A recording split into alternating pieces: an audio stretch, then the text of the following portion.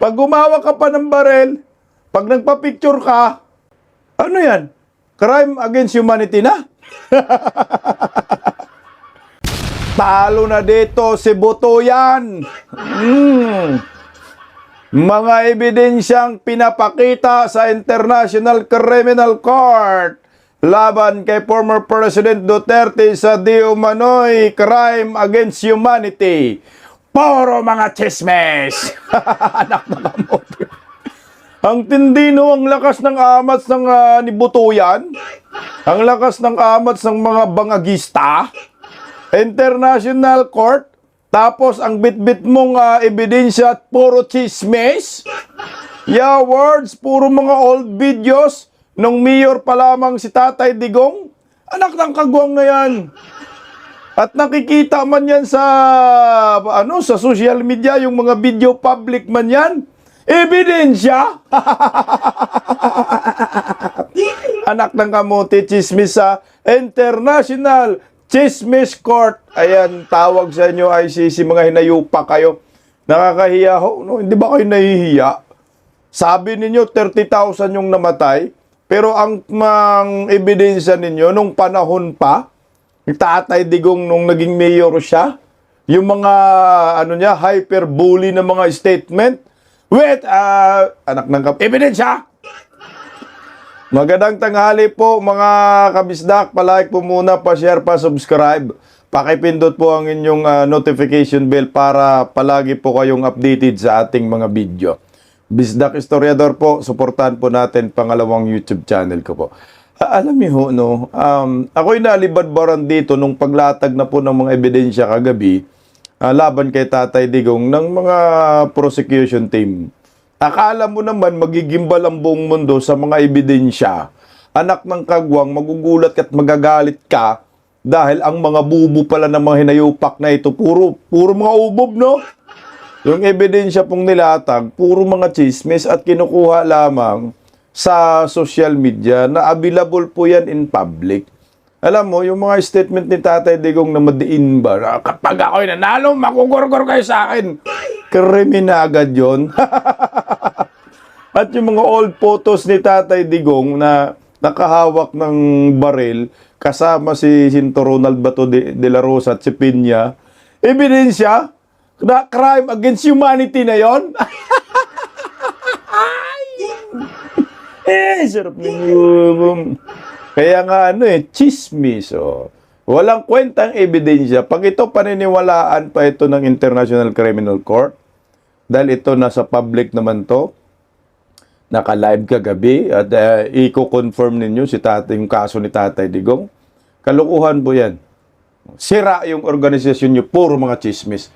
Pakinggan natin yung mga, ribat natin yung mga nilatag, di yung manong mga ebidensya, no? Ang lakas ng loob ng puting itlog, no?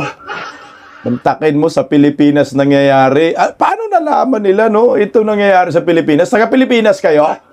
Mga hinayupak kayo. Pakinggan natin yung mga chismis. So, riding Harley Davidson, shooting a semi-automatic pistol. Oy. This is the image he's trying to create from the beginning. Oy! He likes to pose with weapons. You can go to the next one, James. This is tab 80. Oy! And here in this photo, which was published in a newspaper, you can see Mr. Duterte holding an assault rifle. And I'll just note that we also see in this photo, Teka lang, komentuhan muna natin. Sige, tuloy lang natin ng konti. to the immediate left of the photo, Ronald Bato de la Rosa, that's the nickname. And to Mr. Duterte's immediate right, La Piña. Isidro La Peña. We'll hear more about them later.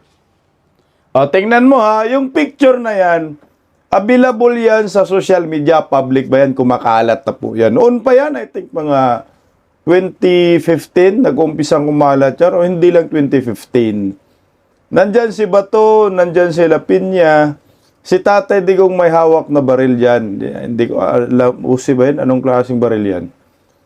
Ngayon, ay putang ina. Ano yan? Crime against humanity na? Pag gumawa ka pa ng barel, pag nagpa-picture ka, automatic may gagawin ka ng masama, kriminal ka na. Tandaan nyo, Mayor si Duterte, sa panahon na yan. Oh, Mayor si Duterte, so ngayon may mga kapulisan. Hindi yan illegal, legal yan. Legal yan sa Pilipinas, hoy, puting itlog. Maging illegal lang yan kung may binabaril na inosenteng tao. Pero kung kriminal naman hinahunting po ng mayor at ng mga kapulisan dyan sa Davao City, lalo na mga durugista, anong krimen doon? Crime against humanity. So ngayon, ang usapan pala ngayon, bawal ka na manghuli ng kriminal dahil kakasuhan ka ng crime against humanity. Anak ng kagwang naman talaga. Ano yun? Even days before he was arrested, 3 days before. Teka lang, anong relevance ng picture na yon? Para madiin si Tatay Digong at i-confirm yung kaso na merong AJK sa Pilipinas. Akala ko ba yung AJK sa panahon ni Tatay Digong 2016-2018? Anak ng kamuti yung picture na yun, ang tagal na nun. Anak ng kamuti kayo. Sige, ito pa. Before he was transferred to The Hague.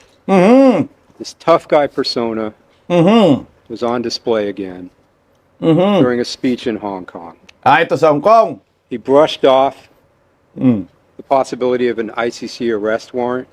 He referred to the ICC, quote, as motherfuckers who have been after him for a long time. Anak ng kagwang, no? Pati yung video, statement ni Tatay Digong sa Hong Kong, bago siya inaresto, di ba, merong pagtitipon doon. Ebidensya! Laban sa Tatay Digong, crime against humanity. Buto yan. Nakanimang kamuti kayo, nakaka-high blood kayo. Akala ko ba, 30,000 yung mga ginorgoran, gusto naming ebidensya, yung 30,000 na ginorgor na nandun si Tatay Digong mismo. Anak na nasabi ninyo, wala kang ganun eh. Yung nga yung speech daw, anong speech? Yung minura yung This is ICC? him on March 9th, 2025. If you can say that, James. This is tab 136. Sa totoo lang, baka ang balita ko, may warrant daw ako pag... Hindi, totoo. Yung sa ICC or something. Matagal na akong hinahabol ng mga Tatay! Yung mura, crime against humanity na. Minura yung ICC, crime against humanity. Sus ko, Ginoo naman tong mga hinayupak na to. Anak ng kagwang, oh. That's him 3 days before coming to The Hague. O, anong relevance yun, sir? Yung mura niya sa napamura siya sa ICC. Madidiin na ba si Tatay Digong? Yan na ba ay papatunayan na mayroong 30,000 na mga nagorgor? Anak ng kamuti naman to, mga chismis lang. Uy, mga ubog. Magdala kayo ng ebidensya, buto yan. Anak ng kamuti, yung sigurado. Tuloy, oh. First, the slide, thank you. Ronald Bato de la Rosa, Bato daw. Chief of the Davao City Police Office, or DCPO, 2012 to 2013. Vicente Danao, another police chief in Davao during the period. Next.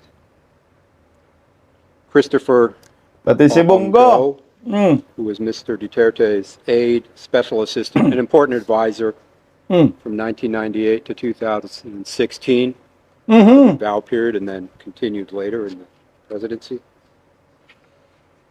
Mr. Dante pa? Hieran, regional director of the National Bureau of Investigation. And finally, Italiano Aguirre, who is a lawyer for Mr. Duterte and for some of the DDS members. Tangina. Mga DDS members ng mga yan. Gary, DDS ka pala. Anak ng kamuti naman. So ano yon? Konektado pa rin sa crime against humanity. Yung mga dating chief sa Davao, crimes against humanity daw yon. Pati si Bongo. Co-perpetrators, ano yun?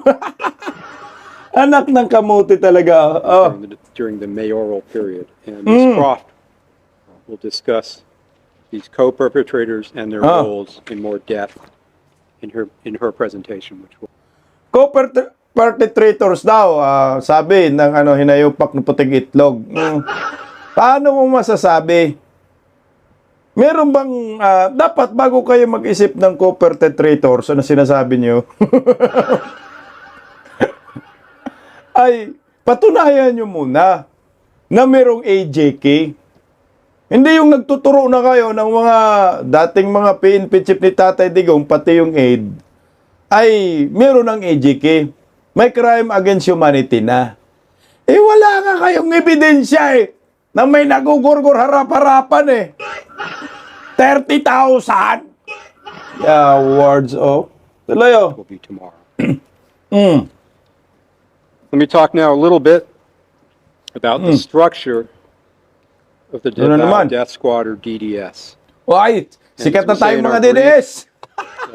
It's a pyramidal structure. If we go James, to the next one.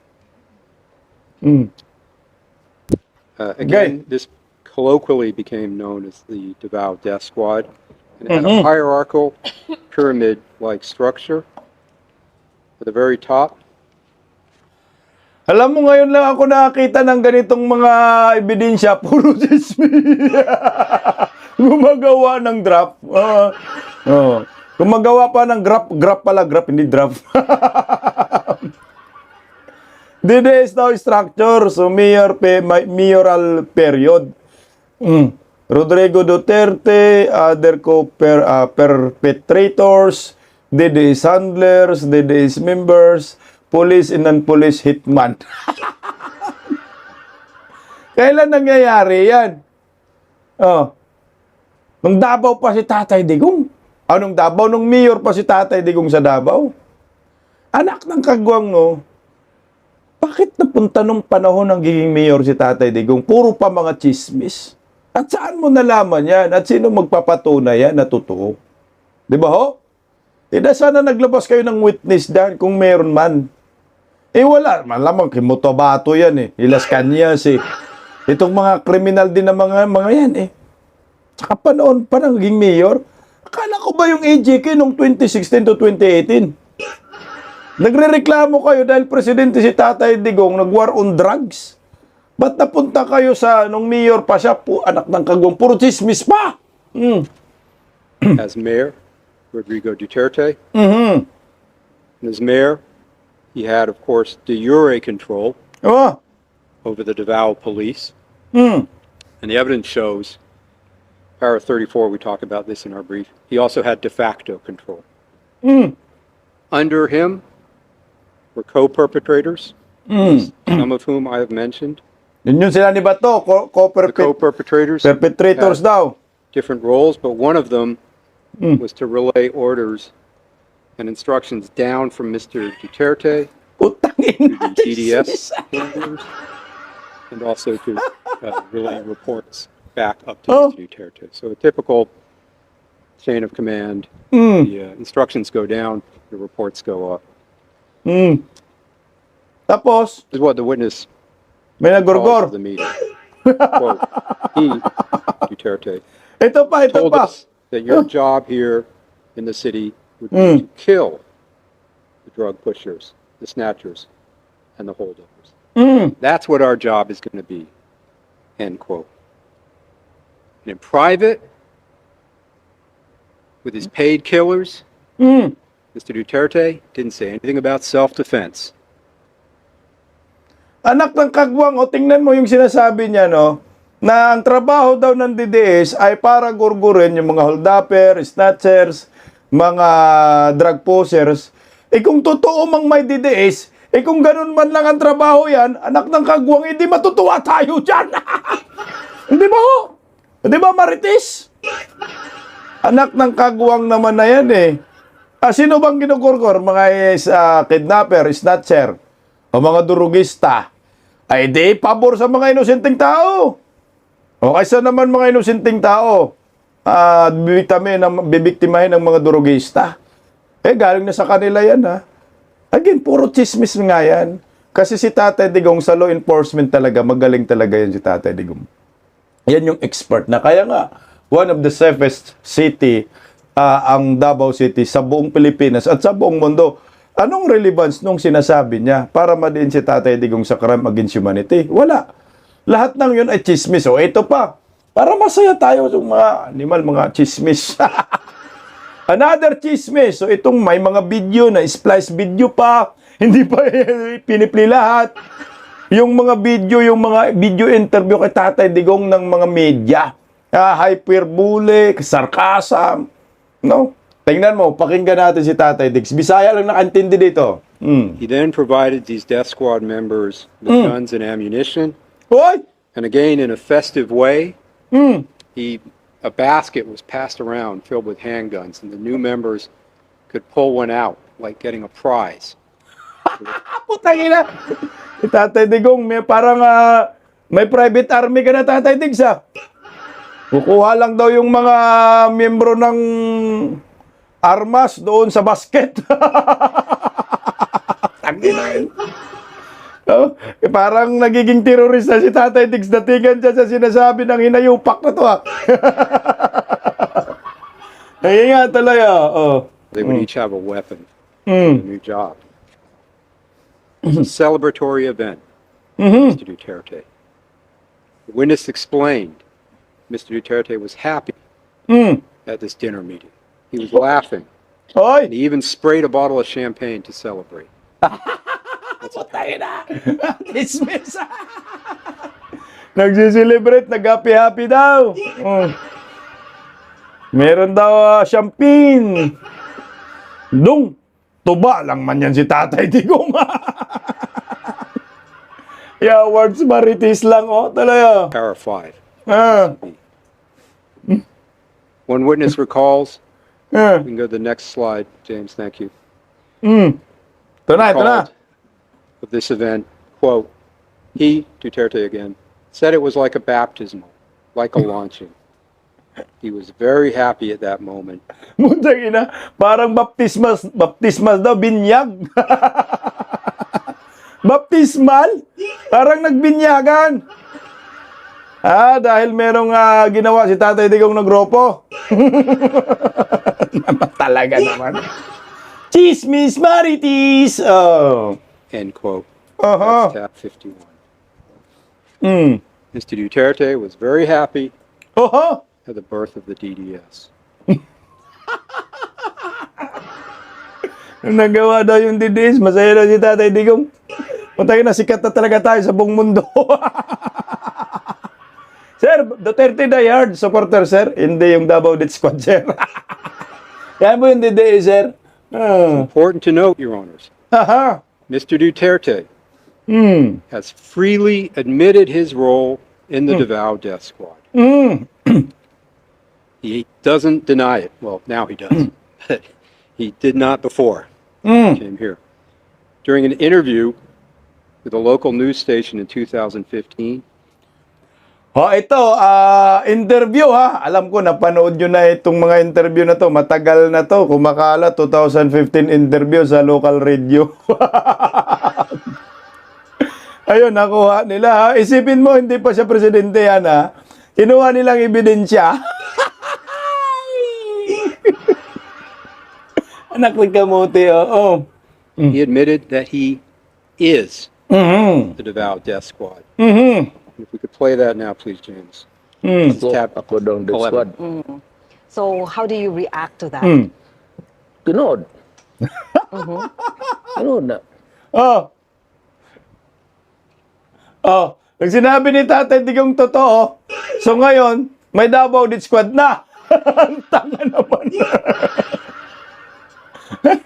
Alam mo kasi Tatay Digong, no, ano yan, parang sinasaywar niya yung mga durugista, mga kriminal. Sinasaywar niya. Tinatakot lang. Oh, totoo naman. Meron.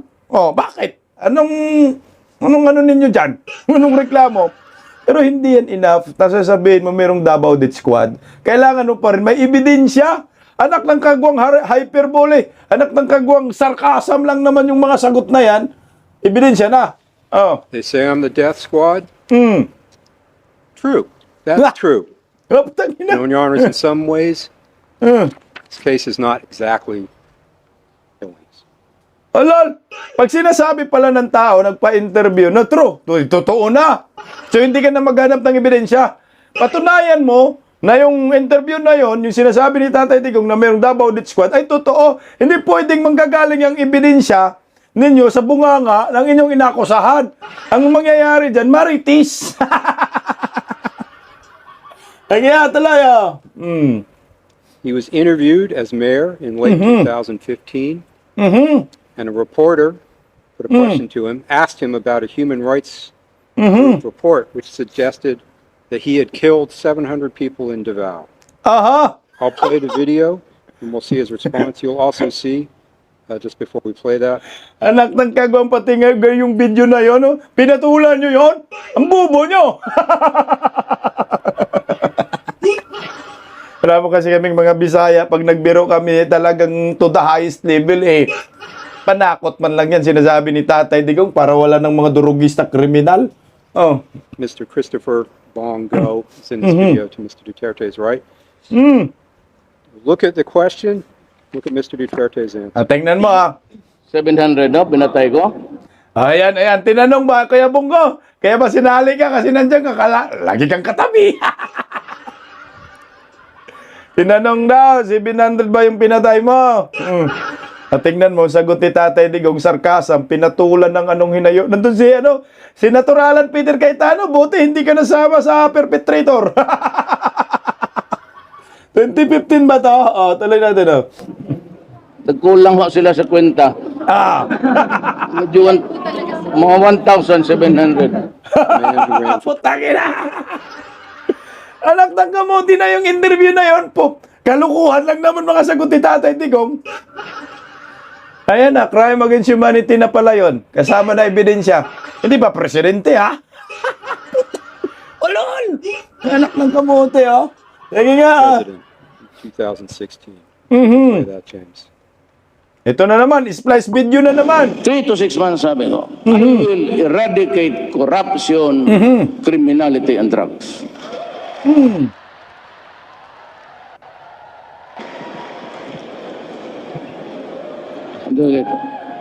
If I become the president, I will order the military and the police to hunt down the drug lords, the big ones, and kill them. Tell me what is my... Anak ng kamuti, yan po ang nagustuhan naming mga Pilipino, puting itlog. Yung galit sa durugista si Tatay Digong sa mga kriminal. O bakit ba? Ba't kayo galit? Mga kriminal din ba kayo? Ang linaw to hunt down the criminals. The drug lords. Ginawa yan ni Tatay Digong. Talagang hinuhuli yung mga drug lords. O tingnan mo, nalinis, di ba? Nabawasan Kami natutuwa kaming mga Pilipino. Pero kayong mga puting itlog, kung hindi bawal sa inyo magpulburon, anak ng kagwang, huwag nyo po kaming idamay dyan. Kayo na lang magiging bangag kasama ni Ngimim. Splice video na naman, ebidensya na yon, crime against humanity. Hindi pa presidente si Tatay Digong. Pati ito, hindi pa presidente. Pakinggan natin. What my credentials to the presidency? Then I say, Davao is Exhibit A. Correct. Ngayon, dito sa Davao, hindi sabihin ito malinis itong bayan na to. It's not perfect. So that maybe I said, kung dating ako doon sa Pasig, I can promise you, not heaven, but I will promise you a comfortable life. Yes. Corruption has to stop. Criminality has to stop. Either makuha ko ang gusto ko or you perish. Magparkahan na lang tayo. Anong ibig sabihin yan? Patayan yan. I promise you, hindi naman Okay, stop muna tayo ha. Yan ang sinasabi ni Tatay na yung corruption must stop. Hindi pa siya presidente yan ha. Puro ebidensya na yan against humanity. Crime against humanity. Yan ang gusto nating mga Pilipino. Matigil yung corruption. Matigil yung criminality. Matigil yung droga. So ngayon, ito ginagamit na ebidensya ng mga hinayupak na mga puting itlog ni Butuyan. Wow! Anak ng kagwang, tinutolerate nyo talaga mga polboronic, addictus benedictus. Pinaparami nyo talaga sa Pilipinas. Wow, shame on nyo. Kung sino mga hinayupak na mga nagpapanggap na biktima daw ng AJK. Sa'yo Butuyan, shame on nyo. Nagmistola kayo mga protektor ng mga sindikato at durugista. Tuloy, Tatay yung Digso. ibang tao. Sabi ko, I would stop drugs and crime, criminality in 3 to 6 months. Exactly. My, sabi nila, that's too ambitious. My God, subukan ninyo ako. That's what I told the Davao criminals before.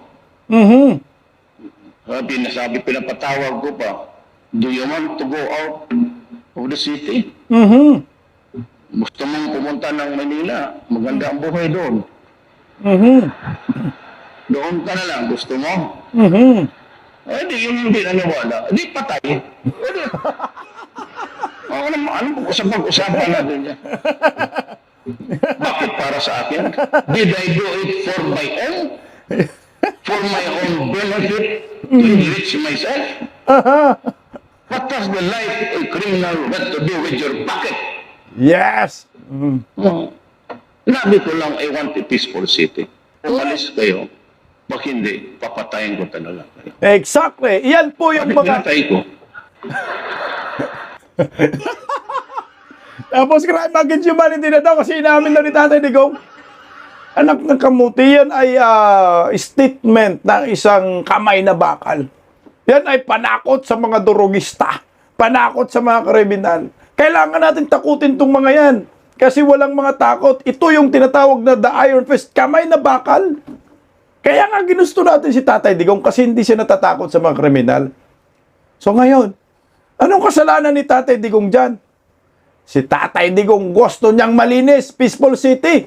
So ayaw nyo ng peaceful city, mga puting itlog, Butuyan, madilawan, pinklawan, bangagista. Akala ko ba 30,000 yung sinasabi ninyong nagurgur sa EJK? Bakit puro statement ito nung siya po'y nagiging mayor pa lamang, anak ng kagwang oh. So ito pa, meron pa, dagdag pa tayo dun sa mga splice video ng mga hinayupak. Okay, tuloy. Nagtawa ng tao dyan, no? Huwag na tayo magtagot pa. Papagaprank ka na lang. Ngayon ako, I have this. Kung ako ang presidente, huwag muna kayo mag-demonstrate. Give me time. Give me time kasi mag-hearit talaga ako. Correct. At sa kung gusto naman at hindi, talagang gagawin ko. I-hearit ako. Ang sabi ko sa military police, pati police, only criminals, drug-related offenses. I will tell the police and the military, go out and kill them. Period. Alam mo, Oh, di ba? Di ba ang saya natin yan? Mga durugista, mga kriminal. Sige, labas kayo. Mga kapulisan. Huntingin nyo ang mga yan. Pero hindi naman sinasabi ni Tatay Digong, gurgurin nyo. Pag walang laban, di ba? Sabi naman ni Tatay Digong, pag nanlaban yan, automatic gurgur talaga kayo. Eh, ang mga kriminal, manlalaban naman talaga yan. Tuloy, Tatay Digso. naman nila. Alam mo ito, pag ako ang na-presidente, I would warn you, I do not covet the position. Pag na-presidente ako, magtago na kayo. Yung 1,000 Correct. and it would reach 50,000. I would kill all you. They take the life of the Filipino. Matayin ko talaga kayo. Patay talaga Kasi kayo. manalo ako dahil nga yung sa breakdown sa law and order. I do not want to commit a crime. But if by chance, per chance, God would place me there, magbantay kayo, kasi itong 1,000 na ito Ubos. maging 100,000. Diyan mo makita tatabo yung isda dyan sa Pasig Manila River. Bay. Nila, be. Diyan kayo itapon. I do not want to be president. I do not want to kill people. So do not elect me as president. Ngayon, crime against humanity ba yan? Mga old video na yan? Jesus ko, Ginoo, nakakahiya kayo. Buto yan. Interview na yan, crime against humanity. Enough na ba? Nasasabihin ninyo na merong AJK na nangyayari sa panahon ni Tatay Digong? May 30,000 na nagorgor? Hindi po yan enough. Yan ay public video sa social media kumakalat. Hindi po yan ebidensya. Jesus ko, Ginoo. Mga old interview, ebidensya, chismis, maritis. So after interview, mayroon na nagogorgor. Hindi pwedeng kuning ebidensya yung mga sinasabi ni Tatay Digong dyan sa mga interview para sasabihin mo na mayroon talagang nagorgor. Ang ebidensya, patunayan mo na mga panahong ito may nagorgor. Ilan ba? Kailan ba nagorgor? Nandun pa si Digong. Sino yung mga nagorgor? Yung 30,000 na yan? Sinong mga tao na yan? Totoo ba na sila ay nagorgor sa panahon na yan? Totoo bang nagorgor talaga sila? O baka naman nagorgor lang yan dahil sa pandemya? So, Ginoo. O, ito pa. Alam mo, meron din isang video, panoorin natin, na nakuna ng CCTV, mayor pa si Tatay Digong the time, no? Nakuna ng CCTV. Ngayon, ginamit ng hinayupak na ebidensya daw. Eh si Mayor Duterte nga ho, ang nag-iimbestiga, no, dahil sa mga kriminal na pinapakita ni Tatay Digong. Nagalit ako sa kriminal. O, tingnan mo yung mga kriminal. Ipakita mo yung kay Ida Rosales. So ito, pakinggan, panoorin natin. Oh. Ginamit din nila. Ayan ha. CCTV yan ha. Si Tatay Digong nagmonitor. Patay sa pagdaw. Tanawin pa yun. Tanawin ng dua kailangan.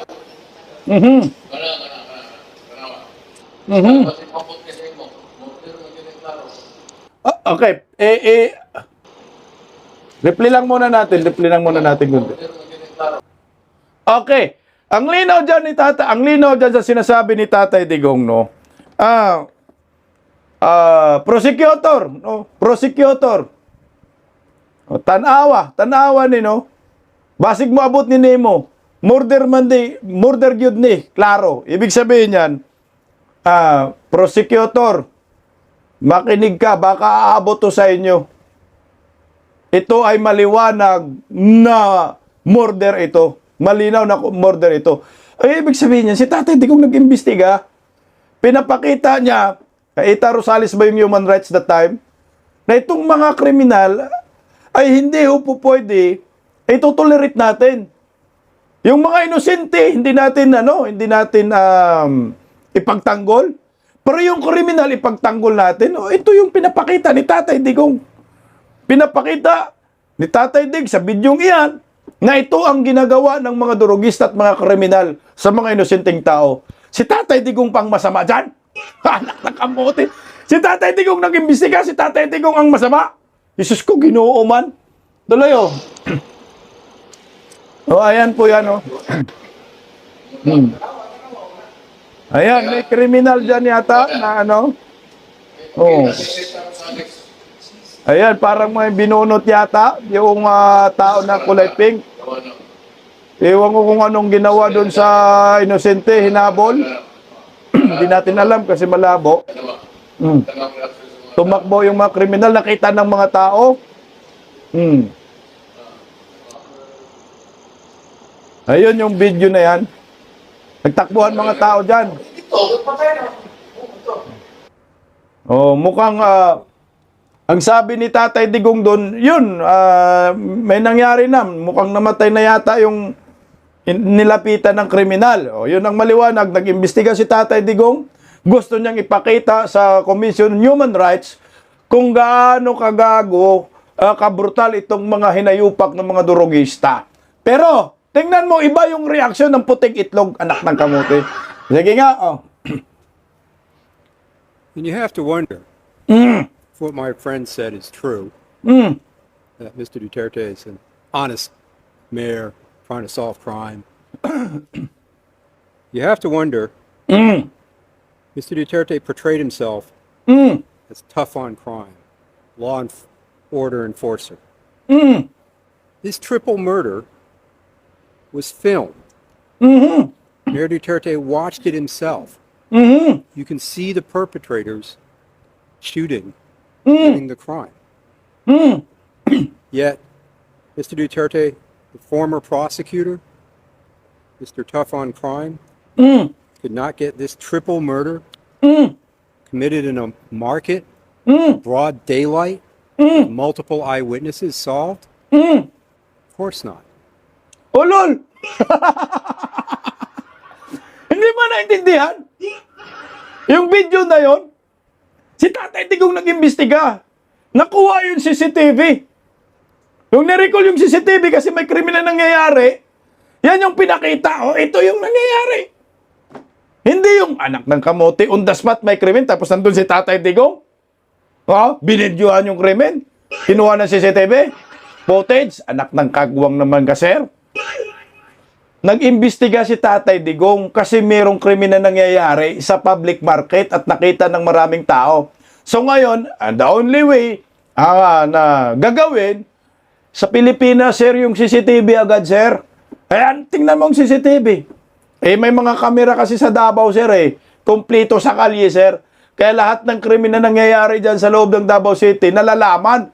Kaya mahuhuli agad ang kriminal, sir. Lus-lus mo, sir. Ebidensya? Paano nagiging ebidensya yun sa crimes against humanity? So bilang yun sa 30,000. Anak ng kamuti na to. Wala na ho. Puro chismis lamang ang mga ebidensya ni Butuyan. Walang kwenta.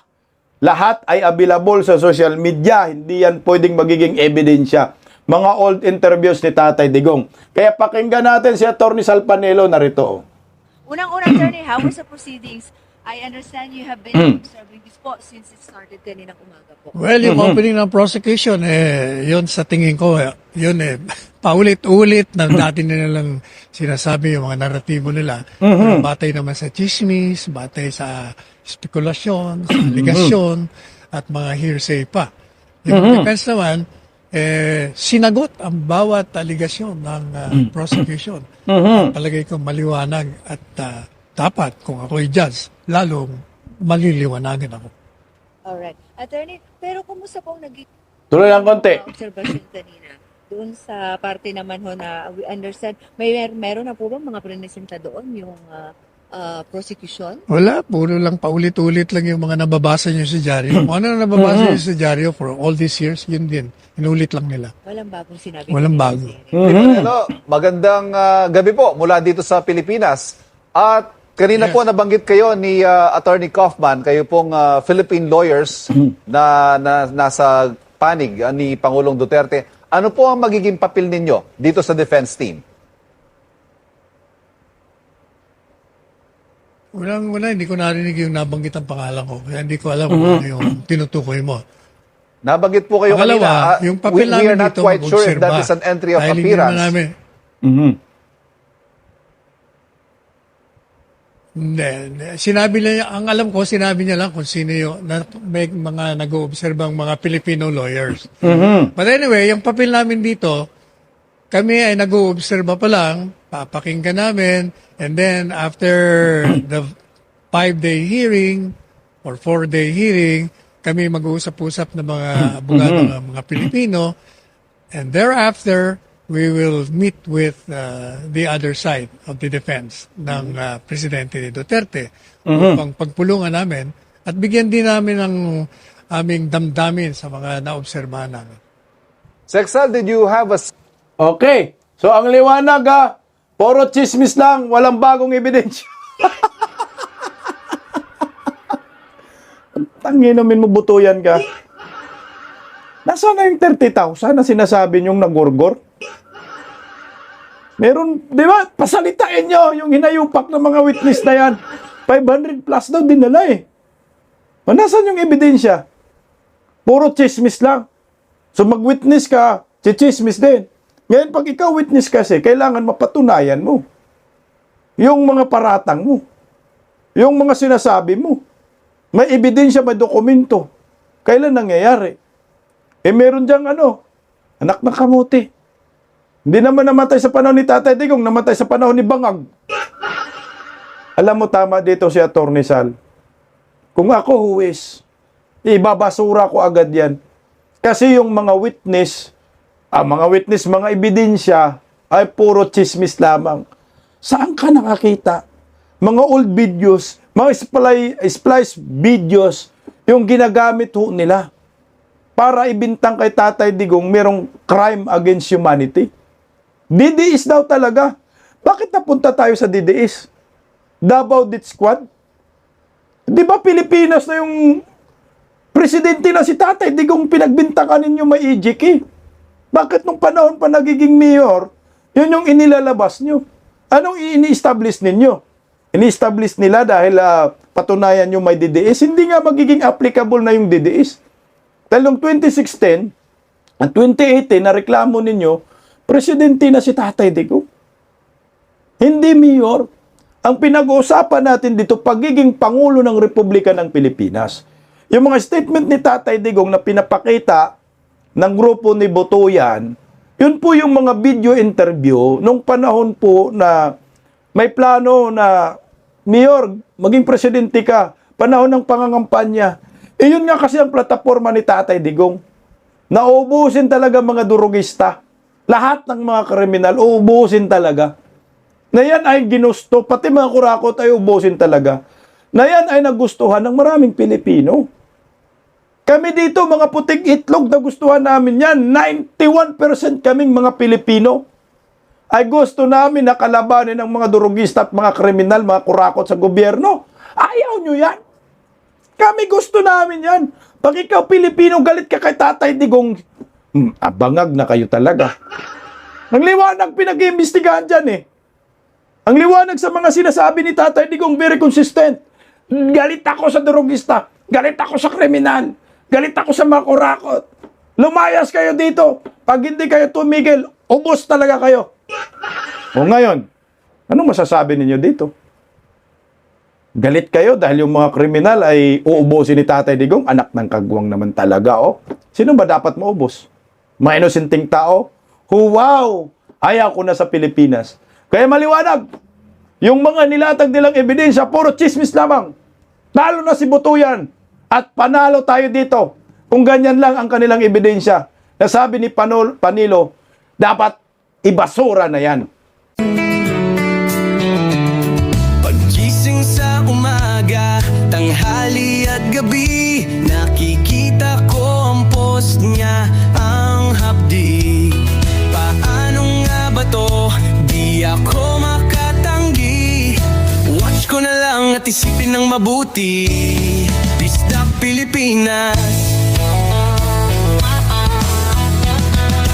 Disdak, tinig ng katotohanan.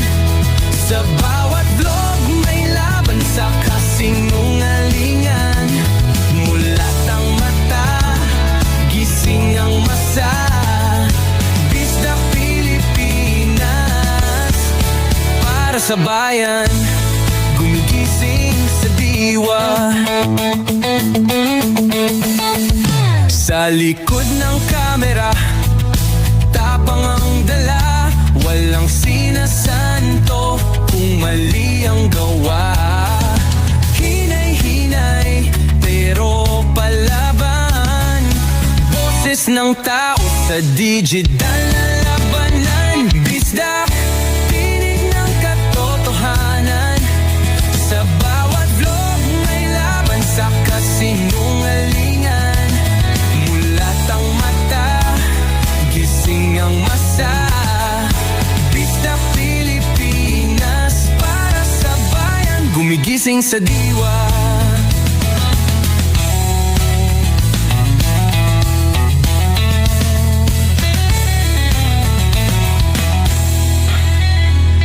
Hindi artista, hindi politiko, pero ang katotohanan, sigaw niya ay buo. Sa YouTube o Facebook man siya makita, may aral ka pa rin, may uwi sa bawat salita.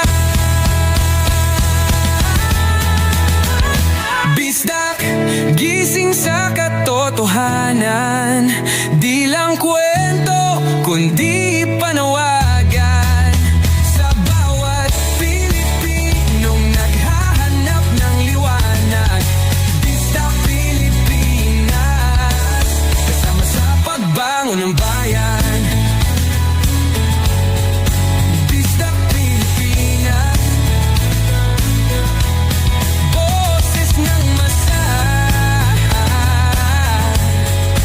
gising ang diwa. Sa vlog mo, may pag-asa.